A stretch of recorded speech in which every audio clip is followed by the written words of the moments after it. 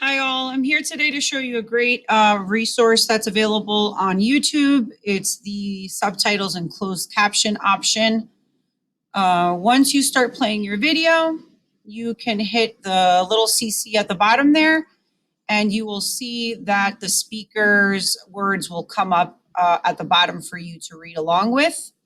Another great option is that you can change that to any language of your liking by going to Settings.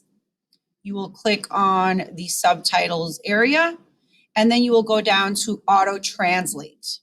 Here you will be able to choose whatever language you like. For this tutorial, I'll just click on Spanish just so you can get an idea. And then it will automatically translate everything that is being said by the speaker into Spanish or the language of your choice. I hope this helps.